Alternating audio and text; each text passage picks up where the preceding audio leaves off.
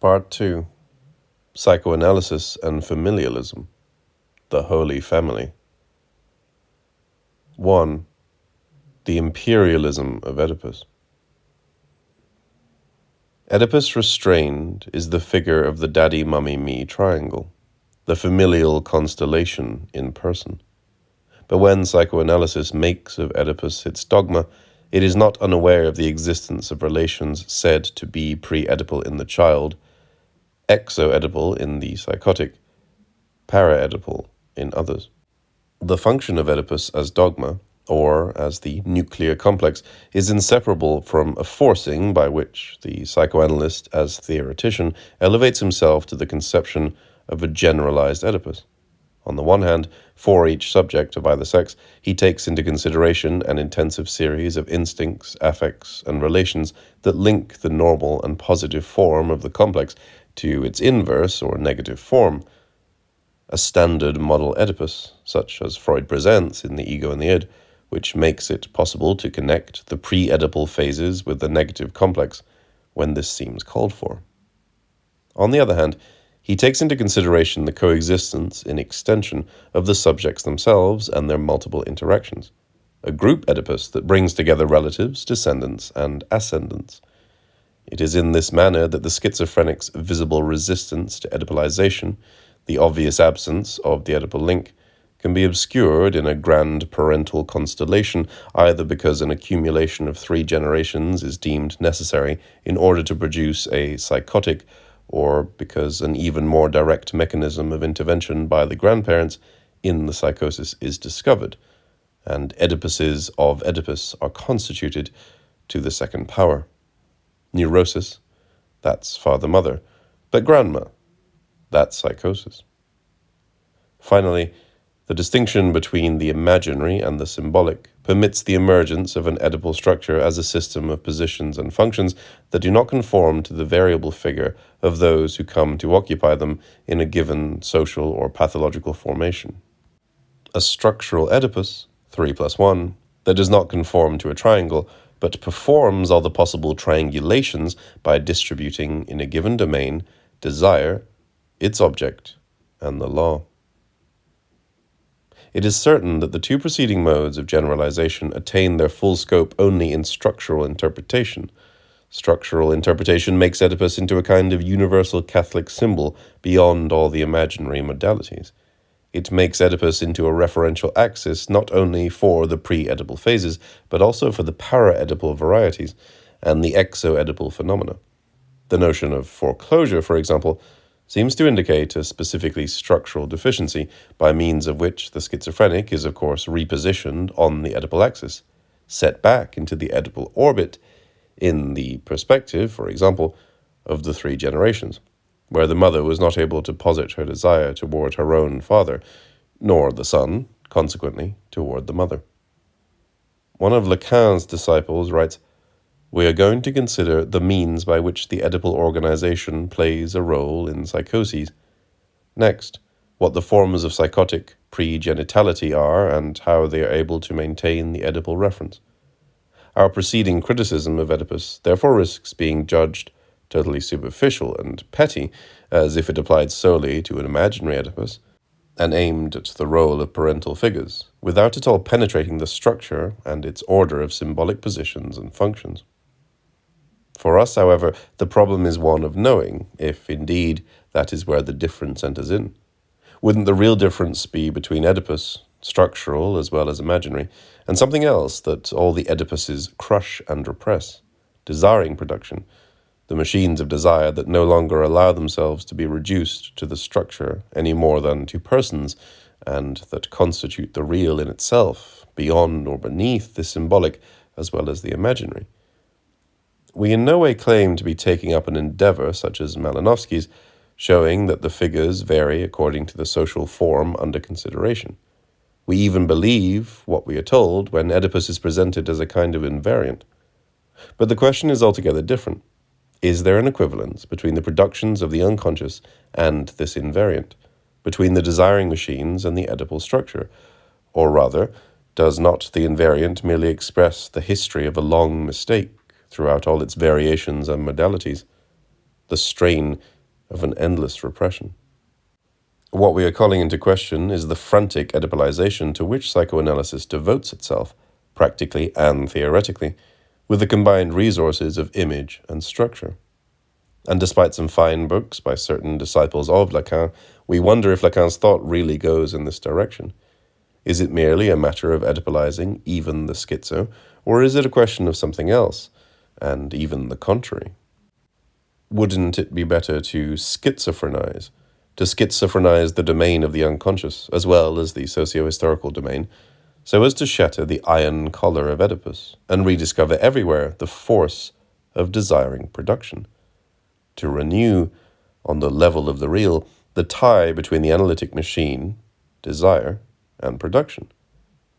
For the unconscious itself is no more structural than personal. It does not symbolize any more than it imagines or represents. It engineers. It is machinic. Neither imaginary nor symbolic, it is the real in itself, the impossible real, and its production.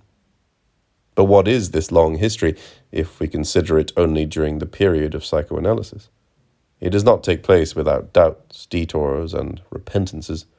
Laplanche and Pontalis note that Freud discovers the Oedipus complex in 1897 in the course of his self-analysis, but that he doesn't give a generalized theoretical form to it until 1923 in The Ego and the Id, and that between these two formulations, Oedipus leads a more or less marginal existence, confined, for example, to a separate chapter on object choice at puberty, 3 essays, or to a chapter on typical dreams, the interpretation of dreams. They say that this is because a certain abandonment by Freud of the theory of traumatism and seduction leads not to a univocal determination of Oedipus, but to the description, as well, of a spontaneous infantile sexuality of an endogenous nature.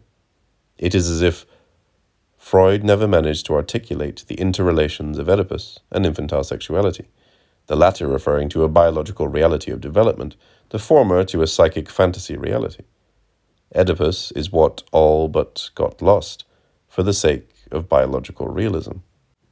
But is it correct to present things in this way?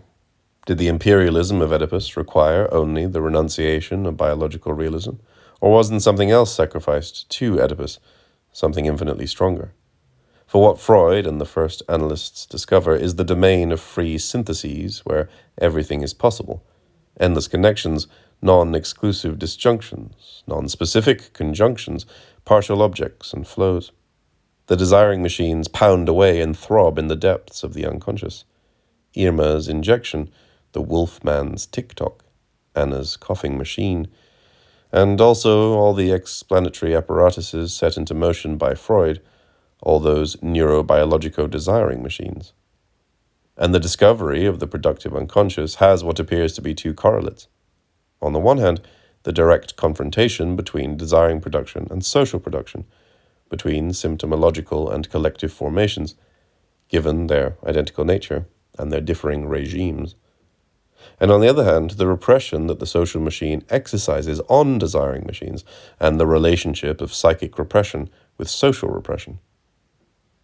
This will all be lost, or at least singularly compromised, with the establishment of a sovereign Oedipus.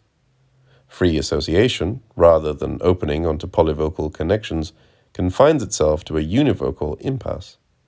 All the chains of the unconscious are bi-univocalized, linearized, suspended from a despotic signifier.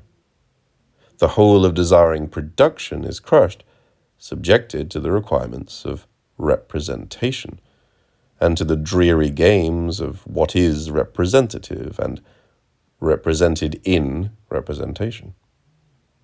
And there is the essential thing. The reproduction of desire gives way to a simple representation, in the process as well as theory of the cure. The productive unconscious makes way for an unconscious that knows only how to express itself in myth, in tragedy, in dream. But who says that dream, tragedy, and myth are adequate to the formations of the unconscious, even if the work of transformation is taken into account? Grodek remained more faithful than Freud to an auto-production of the unconscious in the coextension of man and nature. It is as if Freud had drawn back from this world of wild production and explosive desire, wanting at all costs to restore a little order there, an order made classical, owing to the ancient Greek theatre. For what does it mean to say that Freud discovered Oedipus in his own self-analysis? Was it in his self-analysis, or rather in his Goethean classical culture? In his self-analysis, he discovers something about which he remarks, "Well now, that looks like Oedipus." And at first he considers this something as a variant of the familial romance, a paranoiac recording by which desire causes precisely the familial determinations to explode. It is only little by little that he makes the familial romance, on the contrary, into a mere dependence on Oedipus, and that he neuroticizes everything in the unconscious at the same time as he Oedipalizes and closes the familial triangle over the entire unconscious. The schizo, there is the enemy. Desiring production is personalized, or rather personologized, personnalisé, imaginarized, imaginarisé, structuralized. We have seen that the real difference or frontier did not lie between these terms, which are perhaps complementary. Production is reduced to mere fantasy production, production of expression. The unconscious ceases to be what it is, a factory, a workshop, to become a theatre, a scene and its staging. And not even an avant-garde theatre such as existed in Freud's day, Wedekind, but the classical theatre, the classical order of representation. The psychoanalyst becomes a director for a private theatre rather than the engineer or mechanic who sets up units of production and grapples with collective agents of production and anti-production. Psychoanalysis is like the Russian Revolution. We don't know when it started going bad. We have to keep going back further. To the Americans, to the First International, to the Secret Committee, to the first ruptures which signify renunciations by Freud as much as betrayals by those who break with him, to Freud himself from the moment of the discovery of Oedipus. Oedipus is the idealist turning point. Yet it cannot be said that psychoanalysis set to work unaware of desiring production. The fundamental notions of the economy of desire, work and investment, keep their importance, but are subordinated to the forms of an expressive unconscious and no longer to the formations of the productive unconscious.